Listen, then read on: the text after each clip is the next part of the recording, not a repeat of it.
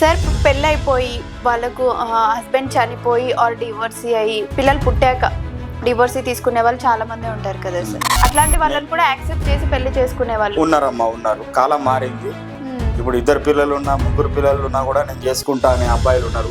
ప్రతి మనిషికి తోడు అవసరం, ప్రతి మనిషికి భర్త అనేది అవసరం. ఎందుకంటే వయసును బట్టి 35, 40 ఆ లోపు ఎవరైతే ఉంటారో వాళ్ళు మళ్ళీ పెళ్లి చేసుకోవచ్చు.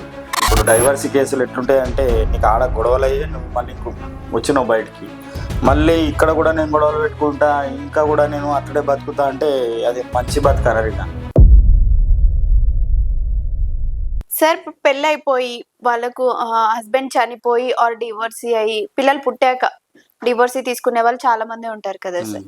అలాంటి వాళ్ళ కోసం కూడా ఇంకా మ్యాచెస్ ఏమైనా చూస్తూ ఉంటారా మీరు? అంటే మీ దగ్గరకు వస్తూ ఉంటారా? ఖచ్చితంగా చూస్తామమ్మా, చూడడం కాదు చేసినాం కూడా. ఉన్నారంటారా ఈ కాలంలో? అంటే అట్లాంటి వాళ్ళని కూడా యాక్సెప్ట్ చేసి పెళ్లి చేసుకునే వాళ్ళు ఉన్నారమ్మా, ఉన్నారు. కాలం మారింది. ఇప్పుడు ఇద్దరు పిల్లలు ఉన్నా, ముగ్గురు పిల్లలు ఉన్నా కూడా నేను చేసుకుంటా అనే అబ్బాయిలు ఉన్నారు. ఇబ్బంది ఏం లేదు, ఖచ్చితంగా చేసుకునేటోళ్ళు ఉన్నారు.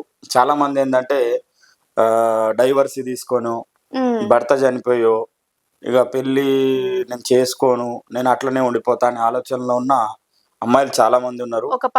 బాబు పుట్టిన తర్వాత వాళ్ళు అలాగే ఉండిపోవాల్సిన అవసరం లేదు. ఎందుకోసం అంటే ప్రతి మనిషికి తోడు అవసరం, ప్రతి మనిషికి భర్త అనేది అవసరం. ఎందుకంటే వయసును బట్టి 24, 25, 28, 30, 35, 40 ఆ లోపు ఎవరైతే ఉంటారో వాళ్ళు మళ్ళీ పెళ్లి చేసుకోవచ్చు. 50, 60 అంటే వాళ్ళకి అవసరం లేదు, ఆల్రెడీ అన్ని అయిపోయి ఉంటాయి కాబట్టి. 35, 40 రేంజ్ లో ఉన్న వాళ్ళకి ఏంటంటే ఇంకో 20 years లైఫ్ స్పాన్ ఉంటుంది కాబట్టి వాళ్ళకి ఖచ్చితంగా భర్త అనేది అవసరం. అది పరిస్థితులను బట్టి, ఆ కుటుంబ పరిస్థితులను బట్టి, ఆమె హెల్త్ కండిషన్, ఆమె పరిస్థితులు, ఆర్థిక పరిస్థితులను బట్టి చేసుకోవాలి. పిల్లల భవిష్యత్తు కోసము పిల్లల భవిష్యత్తు కోసము అని అంటే వచ్చే పిల్లగాడు కూడా మెయింటైన్ చేసే కెపాసిటీ ఉన్న పిల్లగాడిని చేసుకోవాలి. అంటే ఆశపడడం కాకుండా ఆయనకు పాస్తులు ఉంటేనే చేసుకుంటా, లేకపోతే ఆయన సంపాదిస్తేనే చేస్తా అనే ఆలోచన లేకుండా ఆయన మనల్ని పోషించగలడా అనేది చూసుకొని చేసుకోవాలా. పోషించే కెపాసిటీ ఉందనుకోండి 100% చేసుకోవచ్చు. ఎందుకోసం అంటే ఆయనకు తోడు అవసరం. ఆయన పిల్లలు ఇప్పుడు ఎక్కువ శాతం ఎట్లుంటదంటే ఆయన డైవర్సీ అనుకోండి, వాళ్ళ అమ్మ దగ్గరనే పిల్లలు ఉంటారు, అబ్బాయి దగ్గర ఎప్పుడు ఉండరు. కాబట్టి ఒకళ్ళు చనిపోతేనే ఈ అబ్బాయి దగ్గర పిల్లలు ఉంటారు.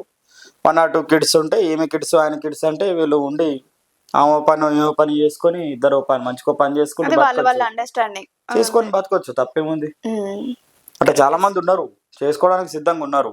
అమ్మాయిలు ఏంటంటే ఎట్లా ఉంటుందో ఏమో, లేకపోతే అదే కులంలో చేసుకోవాలి, కులంలోనే దొరికితే బాగుంటుందేమో అని ఆలోచించి వాళ్ళ జీవితం అట్లనే అర్ధాంతరంగా ముగిసిపోతుంది. అట్లా ముగిసిపోవద్దు అనేది నా ఆలోచన. ఏదన్నా ఉంటే రండి, మాట్లాడండి, ఇట్లా కాదు సార్ ఇట్లా అని మాట్లాడుకొని వాళ్ళ రిక్వైర్మెంట్ ప్రకారము, వాళ్ళ ఆలోచన ప్రకారం మనము ముందుకెళ్తే ఖచ్చితంగా మంచి తోడు దొరుకుతుంది. చేసుకోవాలి కూడా, అవసరం కూడా.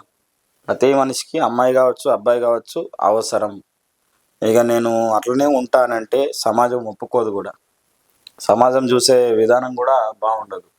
కాబట్టి చేసుకోవాలి, చేసుకొని ఇంకా ఉన్న జీవితాన్ని మళ్ళీ గొడవలు, ఇంకా ఇప్పుడు డైవర్సీ కేసులు ఎట్లుంటాయంటే నీకు ఆడ గొడవలయ్యే నువ్వు మళ్ళీ వచ్చినావు బయటికి, మళ్ళీ ఇక్కడ కూడా నేను గొడవలు పెట్టుకుంటా, ఇంకా కూడా నేను అట్లనే బతుకుతా అంటే అది మంచి బతకనరిగా. ఇంకా అది ఏం బతకనాలను ఇంకా నువ్వే చెప్పాలి నువ్వే. కాబట్టి గొడవలు అనేవి ప్రతి ఇంట్లో ఉంటాయి, ఉన్న ప్రాబ్లం లేదు. దాన్ని నిలదొక్కుని మంచిగా ఉండే ప్రయత్నం చేసి, అసలు గొడవ అనేది ఉండకుండానే బతకాల, అసలు అవసరమే లేదు. 35, 40 వచ్చిన తర్వాత ఇంకా నీకు ఎక్స్పీరియన్స్ వచ్చే ఉంటుంది అప్పటికి సంసారం గురించి. ఇంకా నేను గొడవలు పెట్టుకుంటా అంటే అది కరెక్ట్ కాదు కదా. కాబట్టి చేసుకోవాలనుకుంటే మంచి ఆలోచనలు, మంచి బుద్ధితోని నేను మంచిగా బతుకుతా, నా పిల్లల్ని బతికిస్తా అనే ఆలోచన ఉంటే ఖచ్చితంగా మా దగ్గరికి రండి, మేము ఖచ్చితంగా పెళ్ళిళ్ళు చేస్తాం, ఇబ్బంది ఏం లేదు.